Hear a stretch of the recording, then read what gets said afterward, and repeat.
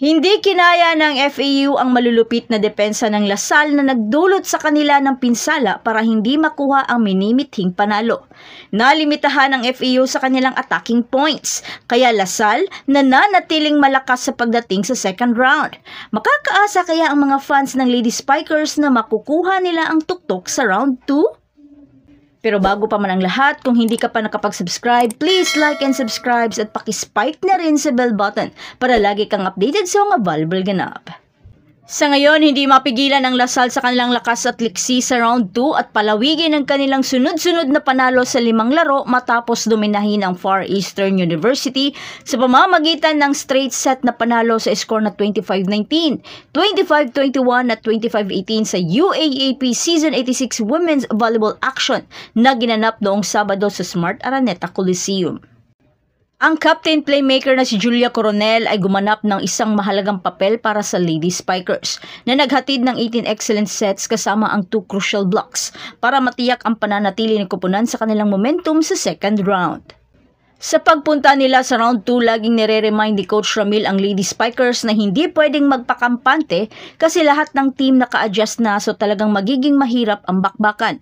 Katulad na lamang sa Lady Tamaraw na alam nilang magiging malakas at mataas ang kumpiyansa dahil sa momentum nilang dala dahil galing ito sa panalo.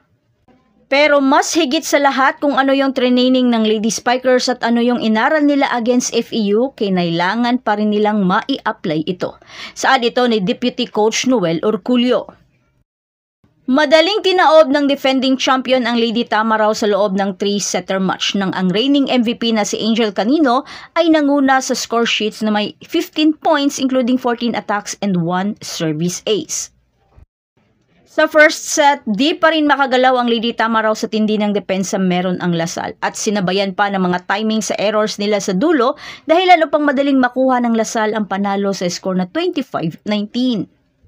Sa second set, dito mas pumalag ang FEU at dumidikit na sa Lasal at nakuha pang maitabla ni Petalio sa isang sharp cross-court attack. Sinagot naman agad ito ni Canino ng mga drop ball. Sa puntong ito, sina Petalio at Canino ang nagsasagutan at buhat na buhat ang kadakkupunan. Kaya FEU, kinailangan nilang pahirapan at least ang Lasal hanggang sa napa-timeout na si Coach Ramil dahil sa sunod-sunod na mga mabibigat na atake na binibigay ni Petalio.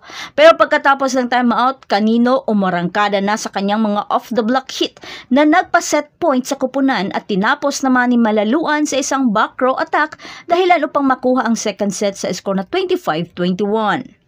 Sa third set, di na nagpigil ang Lady Spikers at tinambakan na ang Lady Tamaraw para di na makadikit sa score. Ang score na 19-11, 8 points na ang kalamangan ng Lasal. Bagamat pinilit man nila Bakangke na humabol, pero di pa rin sapat upang pigilan ang nag-iinit na sina Gagate at Canino. Hanggang sa nagsunod-sunod na ang errors ng Lasal, dito na nag-timeout si Coach Ramil at pinapasok na si Soreño upang ibahin ang tempo ng laro. Kaya Soreño nagbigay ng klase-klaseng atake na nagdulot ng malaking pinsala sa floor defense ng FEU. Hanggang sa isang killer block ni Coronel na nagpa-match point sa kupunan sa score na 24-17 at tinapos naman agad ni Provido sa kanyang running attack.